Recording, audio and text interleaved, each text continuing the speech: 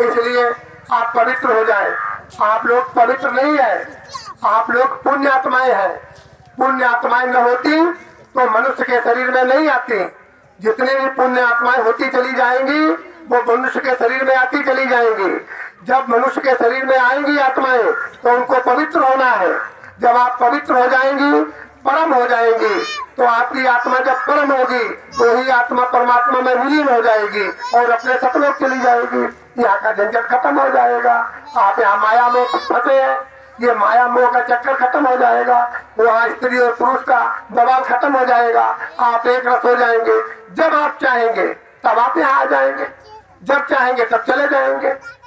आपको मृत्यु का भय है। मृत्यु का भय इसलिए है आपने सतगुरु से प्रेम नहीं किया, आपने अपना सतलोक नहीं देखा, आप उस नाम से जुड़े नहीं, इसलिए मृत्यु का भय है। चलो कितना भी भय रख लो, आप बहुत मोटे लोहे के चद्दर में पहुंच जाएं, रसातल में पहुंच जाएं, क्या कोई बचेगा? नहीं बचेगा। केवल दो ही चीजें तो सत्य है, एक मृत्यु सत्य है और एक जन्म सत्य है। जन्म और मृत्यु ये सत्य है। कबीर साहब ने कहा कि 2.5 अक्षर जो है उनको पढ़ लीजिए, उनको पढ़ लीजिए, आप पंडित हो जाएंगे। तो किसमें 2.5 अक्षर है? त्रिकुटी में 2.5 अक्षर है। देखिए 3 चीजों में आपका जन्म हुआ 2.5 अक्षर है, आप मृत्यु को जाएंगे 2.5 अक्षर है। जन्म और मृत्यु के जो बीच का भाग है ये प्रेम में रहना चाहिए, ये लड़ाई में नहीं, प्रेम में।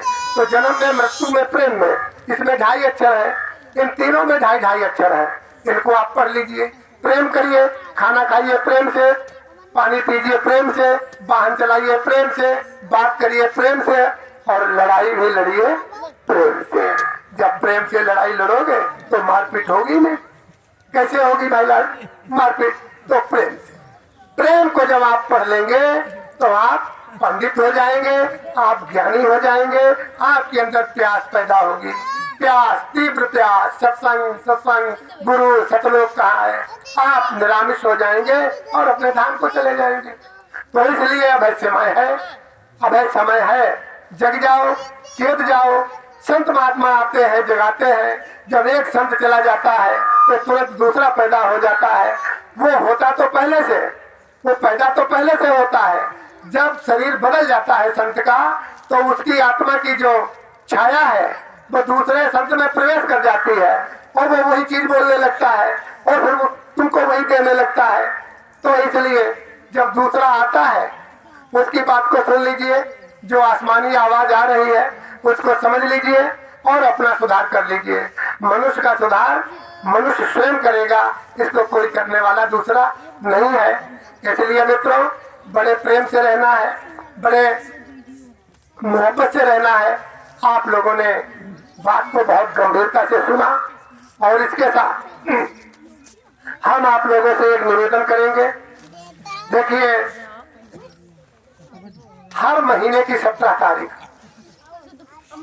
2 घंटे का समय, सिर्फ 2 घंटे का समय हमको चाहिए और भुगियापुर में 12 बजे से 3 बजे तक का जो समय है दिव्य सत्संग। ये सत्संग नहीं, ये दिव्य सत्संग है। जो नहीं देखा नहीं सुना, मनहु में समाये, सो सब कौतुक देखूं, बरन कवन उठ जाए। ये दिव्य सत्संग में ही ऐसा सुनने को मिलेगा। तो आप 17 सितंबर 17 हर महीने की 17 तारीख को भोगियापुर जरूर आ जाएं, जरूर सुने। और जिस गांव में शिष्य होते हैं, सत्संग होता है, वो जगह पवित्र हो जाती है। लेकिन हमारी तरफ से एक विशेष बात यह है कि लड़ाई छोड़ देना, घर में प्रेम मोहब्बत रखना। लड़ाई हो तो मुस्कुराना, लड़ाई हो तो पीछे हट जाना। अधिक क्रोध आ जाए तो एक गिलास ठंडा पानी पी लेना। जब आप पानी पिएंगे तो आपका क्रोध शांत हो जाएगा। प्रेम से घर में रहना। जब शाम को खाना खाने के बाद 4 पहिया पर जाए तो सतगुरुदेव का नाम ले लेना, आपको बढ़िया नींद आएगी, बीमारी खत्म होगी। और केवल सतगुरुदेव का नाम अगर ध्यान में बैठ गया, क्योंकि वो गुरुदेव और सतलोक पहुंच गया है, इसलिए गुरुदेव के पहले सत लगाना आवश्यक है। तो सतगुरुदेव, सतलोक जितने भी संत हैं वो सतलोक के वासी हैं। जितने भी संत गए हैं, राम हो, रहीम हो, कबीर हो, जय गुरुदेव हो, जितने भी हो, दारू हो, दरिया हो, भीखा हो, पलटू हो, जितने भी गए हैं वो सभी सतलोक के वासी हैं। तो नाम में गुरु के पहले सत लगाना बहुत जरूरी है। जो भी आप नाम में जय सत गुरुदेव का उच्चारण करें, आपका कल्याण होगा, प्रेम मोहब्बत से रहे। लेकिन एक बात विशेष ध्यान देना, हमारी बात समाप्त की ओर जा रही है। 2-4 मिनट और बोलेंगे। आप लोगों ने बहुत गंभीरता से बात को सुना, लेकिन हाँ, कुछ दिन पीछे हमारी माताओं बहनों ने एक पर्व मनाया होगा, करवा चौथ। करवा चौथ का पर्व आप लोगों ने मनाया होगा। बड़ा इत्मीनान से, प्रेम से, मोहब्बत से, भक्ति से, भाव से करवा चौथ का व्रत आपने किया। और शायद पानी भी नहीं उस दिन पीती हमारी माताएं बहनें, निर्जला व्रत, पानी नहीं पीती। क्यों नहीं पानी पीती? हमारे पति की उम्र बढ़ जाए। क्या सोचती है? हमारी पति की उम्र बढ़ जाए, ये व्रत रहती है। धन्य यार माताओं और बहनों, आपके अंदर इतनी सोच तो है कि माताएं बहनें अपने पति परमेश्वर की उम्र बढ़ाने के लिए एक व्रत तो रहती है। हम जैसे पुरुषों का धिक्कार है, कभी कोई ऐसा व्रत नहीं रहते हैं कि हमारी अर्धांगिनी, हमारी पत्नी की भी उम्र बढ़े। तो आपके अंदर ये बहुत गंभीरता है। और हमने देखा, गंभीर तो बात एक और है, जब हमारी माता बहने चलनी लेती है, चलने और चलने से अपने पति का चेहरा देखती है।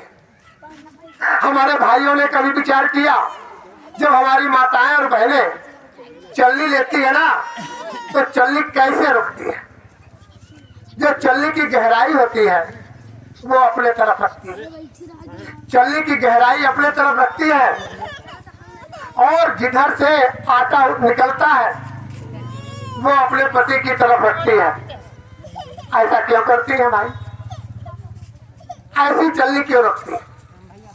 शायद हमारे विचार में आया इसलिए कि चलनी को जब आप कोई चीज डालेंगे, छानेंगे, तो बढ़िया चीज नीचे गिरेगी। जिधर से बढ़िया चीज गिरती है नीचे, वो अपने पति परमेश्वर की तरफ रखती है, और जो खराब चीज बचती है वो अपने तरफ रखती है। यही तो बात है, खाना पहले खिलाती है, बाद में अपने आप खाती है। उनके हृदय में एक भाव है कि जो गंदी चीज है, गलत चीज है, वो हमारे तरफ रहे, और बढ़िया चीज चलने से, हमारे बुद्धि विवेक से, हमारे कार्यकलाप से, हमारे कार्यशैली से बढ़िया चीज हमारे पति की तरफ जाए, इसलिए हमारे पति की उम्र बढ़ती चली जाए। लेकिन माताएं बहनों ध्यान देना, ये सब आप करती तो जरूर है। 365 दिन हुआ करते हैं, 365 दिनों में एक दिन आप बढ़ते रहती है उम्र बढ़ाने के लिए। अब 364 दिन बाकी बचे। अब यकीन बताओ, उसमें आप दिन बढ़ाती हो, उनकी उम्र बढ़ाती हो कि उम्र घटाती हो? उम्र बढ़ाती हो कि घटाती हो भाई? ये अपने हृदय पर हाथ रख करके देखो। एक दिन तो बढ़ती रहती हो उम्र बढ़ाने के लिए, और 364 दिन अपने पति परमेश्वर से लड़ती हो, तो उम्र बढ़ेगी कि घटेगी भाई? घटेगी। जिस तरह से आप उनकी कामना करती हैं, उस कामना में खड़े उतर जाओ। अरे लड़ाई किस बात की? उनके लिए तो सोने की अंगूठी नहीं, तुम्हारे लिए तो कोई एक आभूषण होगा। उनके लिए तो पैंट बक्सट एक ही है, तुम्हारे लिए तो 4 साड़ी होंगी। उनके लिए क्या होगा? तुम्हारे लिए जरूर हर तरफ पर कुछ न कुछ आता होगा। कभी विचार किया ये हमारे लिए खेतों में मर रहे हैं, हमारे लिए कितनी मेहनत कर रहे हैं, और मेहनत ही नहीं